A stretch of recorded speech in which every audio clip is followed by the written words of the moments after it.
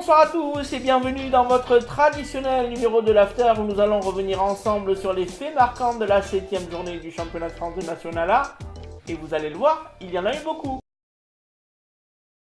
En usant un adversaire trop juste en taille après un premier carton enjoué et serré, les joueurs du Puy-en-Velay savaient qu'ils finiraient par prendre le dessus.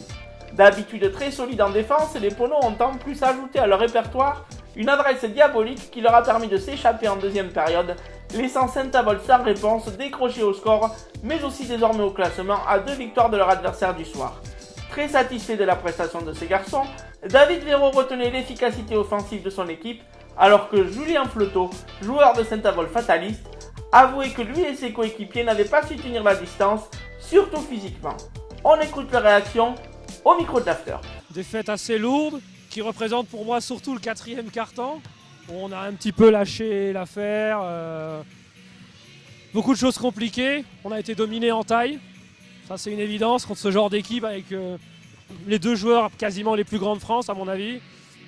On a été dominé en taille. Pourtant, on a fait une bonne entame de match. On était parti sur un match très offensif des deux côtés. Bon, malheureusement, ils l'ont été plus que nous.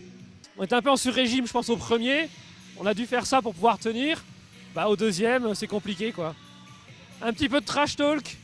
Ça fait partie du jeu, mais des fois, il faut savoir s'arrêter. Et ça a dégénéré alors que ça n'aurait pas dû, quoi.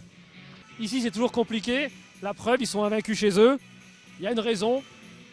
Après, ouais, c'était dur. C'était physique dès le début du match. Et c'est compliqué, hein.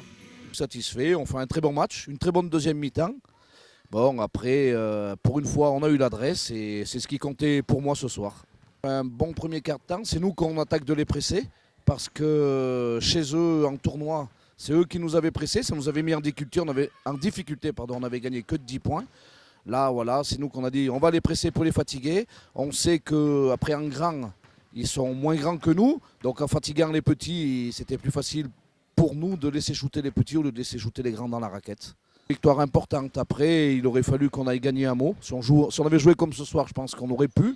Voilà, après, c'est bien d'avoir gagné. Je pensais qu'on allait gagner ce soir. Maintenant, la semaine prochaine, on ne se déplace pas parce que ce match est repoussé. Par contre, on va à Lannion avec 3 joueurs en moins. Et j'ai peur que si on perd là-bas, ça va nous mettre en difficulté. Sans Kamel, sans Zouir et sans Loulou, ça va quand même 3 du 5, ça va être compliqué. On aura assisté à de nombreux scores fleuves ce samedi soir lors de la 7ème journée du championnat et commençons par évoquer la victoire à l'extérieur de Gennevilliers à Lannion, un match où les deux équipes se sont rendues coup pour coup et où le score est resté serré tout au long du match. Gennevilliers rentre au vestiaire avec 4 points d'avance en seconde période. Lannion et Gennevilliers restent au coude à coude, mais c'est sans compter sur le meneur sud-africain Moketsi, auteur de 19 points, qui va profiter des erreurs défensives de Lannion pour inscrire les 6 derniers points de son équipe et lui permettre de l'emporter sur un score fleuve de 94 à 89. À Bordeaux, sans réelle surprise, les Girondins n'ont pas pu lutter face aux champions de France meldois, vainqueurs en Gironde malgré l'absence du tandem hollandais Bellers-Spokenwich. Avec les 31 points d'Arnaud Daniel Lacombe, Bordeaux n'a pas réussi à combler son déficit de 13 points à la mi-temps, d'autant que Navarro, auteur d'un double-double, a été bien épaulé par les 27 points d'Audrey Caillol, incontrôlable samedi soir. Du côté de hier, bien que privés de leur pivot polonais Mosler blessé, les Varois ont fort bien négocié la réception de leurs voisins marseillais après une première période à sens unique. Une fois encore, Nicolas Jouancer termine meilleur marqueur de la rencontre avec 46 points. Il confirme son statut de top scorer du championnat en dépassant pour la 3e fois consécutive la barre des 40 points. Dans le duel des mal classés, défaite cruelle des Lyonnais face aux Strasbourgeois 46-44. Les Gaules, en panne d'adresse, ont pourtant effectué un comeback désespéré dans le 4e quart-temps, alors mené de 8 points, pour finalement échouer tout près. Voilà une soirée bien compliquée pour Lyon qui voit le maintien s'éloigner. Enfin, au Canet, il aura fallu attendre le 2e quart-temps pour que les Hornets prennent le dessus sur Toulouse, agressif et très appliqué sur le cercle. Les Toulousains sont menés de 13 points à la pause, mais tout reste possible. Par contre, ils ne pourront rien face à la vague déferlante du début de 3e quart-temps. Guédoun reste insatiable, Ramonet et Carlier sont là pour assurer la relève.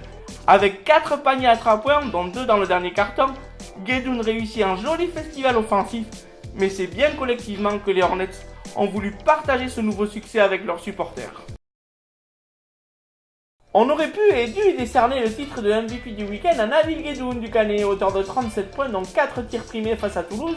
Mais cette fois, l'équipe de Pika Sport a décidé de décerner un carton rouge aux 2 joueurs du Puy-en-Velay et de Saint-Avold qui, suite à quelques échanges verbaux pendant la rencontre, en sont venus à confondre boxe et basketball pour régler leur contentieux, laissant devant nos caméras une bien piètre image du basket fauteuil qui, dans un contexte houleux, n'en sort pas grandi.